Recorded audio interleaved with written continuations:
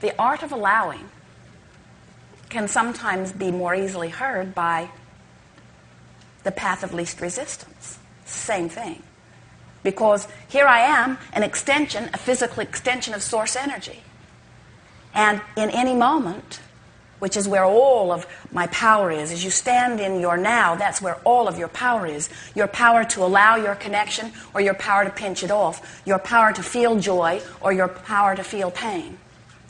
So as you stand here in this powerful moment, making choices one by one, the better feeling thought, the better feeling thought, the better feeling thought, you are choosing the path of most allowance, but you could say you are choosing the path of least resistance. So these paths, are they paths that everyone needs to follow? Well, first we have to say to you that it would never be one path. The path of least resistance is the path that for you right now feels the best, which means it's the path that allows you the greatest connection with who you really are. So let's say that you've been fussing with your partner that you are driving in the car with. And what it feels to you like is at stake here is the validity of who is the wisest one. So the path of least resistance for you might feel like you would like the other one to be wrong. Might feel pretty good. I'll go the way he wants to go. And when we're lost, then he'll know. Then there will be evidence who was the smartest one. So what we want to discuss with you is why that feels good, because you got to admit it does. It sort of feels better to be the one who's right. If the question is, am I right or wrong, which feels better? Which feels better? I'm right or I'm wrong? I'm right. Which feels better? I'm right and he's wrong, or he's right and I'm wrong? Which feels better? I'm right, he's wrong. Which feels better? We're both right. Feels better, but can't possibly be. We disagree. How can we both be right? And it matters to me that I'm right. It matters to me that I'm right because I want to be right. I've practiced wanting to be right for a really long time. And so it seems right that it seems much more important than that I be right than that we get to where we're wanting to go. I'd rather get lost and be late than for him to be right. So what's screwy with all of this? In other words, if Abraham, you say, follow the path of least resistance, which means find the feeling that feels the best. And I got to tell you, it feels a lot better for us to get lost going his way and for my way to be the right way. And we say, we think that you might want to step back a little bit from the immediacy of this desire and see if there's another desire in there somewhere that you could find vibrational resonance with. Like, do you prefer to see value in your partner, or would you like your partner to have no value? Well, when you put it that way, I want my partner to have value. When you don't put me in competition with my partner, I would like my partner to win. Or how about this? How about if someone else joins? Now there are 3 of you in the car, and the third one you don't know very well. And when your partner says, go this way, the guy in the back seat said, that's the most stupid thing I've ever heard in my life. You're going to get her lost.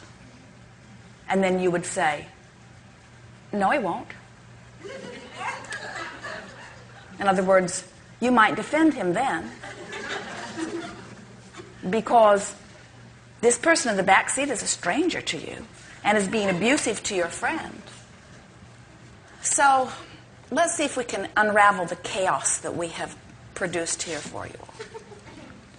What we are getting at here is, if you are trying to sort out the rightness and the wrongness of this and that and the other, trying to find the path of least resistance by just following what feels best in the moment, without doing any real preparation of connecting to who you are first, then you're not going to be able to tell the path of least resistance from the path of most annoyance. In other words, you get out there on this sort of petty, insignificant edge where one thing feels about as bad as another, and you come away from it feeling like you have no true guidance. And then that's what makes you want to join together in groups, where the group that has the loudest voice is the group that you feel must be the most right, so that's the group you try to follow. What we're wanting to help you to rediscover as you are reaching for this art of allowing and this path of least resistance is, we want you to first connect with the guidance that comes forth from within you. So let's say that morning you awakened, and even before you awakened, the night before, as you went to bed, you laid in your bed and you acknowledged the value of your life, and you, in your mind, made a list of things that you appreciate about your world, about your home, about your family, about your partner, about yourself. And you went to sleep in this soothing vibration of well-being, where you just activated within yourself on purpose things that made you feel good. So your inner being joined you fully before you drifted off into slumber. And when you awakened in that similar vibration, because your vibration is always where you last left it. And so you awakened feeling rather good. And instead of bouncing out of bed and feeling resistant about the day, again, you laid there and felt appreciation and deliberately connected with the energy of your source. And you went through a sort of short list of things that are easy to appreciate. And high on the list is this person that you spend so much of your life with. And so you thought about things, and you looked for positive aspects, and you gave mental compliments, even though the person is not within earshot. You laid there feeling good, and you got yourself in vibrational alignment with who you are. And then, as you moved into your day, your timing was particularly good. And as you got into your automobile and you made your motion into traffic, you found the traffic to be like it usually is. In other words, it didn't evaporate. There was no miraculous missing traffic. But the traffic that was there seemed to be flowing, and your entrance into it was good, and you felt very good. You feel good about life. You feel good about where you're going. You feel good about your mate. And you say, I think I will go this way today. And your mate says, oh, really? I was thinking maybe we should go this way. And you say, have you been that way recently? And your partner says, I just have a feeling about it.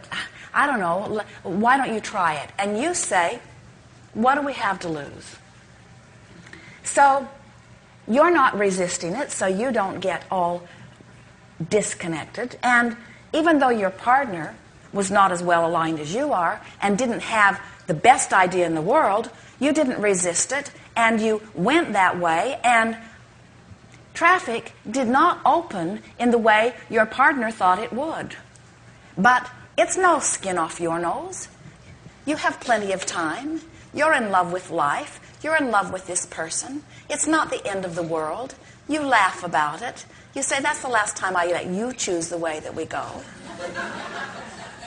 But it does not become this big life or death issue. And because you stay in alignment, all of a sudden, you discover, the two of you discover, something that neither one of you knew before. In your lack of resistance, and in two minds cooperating together, you devise a plan that neither one of you could have found by yourself. You're tuned in, tapped in, turned on. You have broader connection. Your partner is too. You're both connected to Source. Source is feeding both of you. New ideas are flowing. And you end up having a very delightful new adventure on a path that you have not been on before, having exposure to experiences that you would not have had before, and your life does not melt down to be an in-the-moment constant competition about who's right and who's wrong.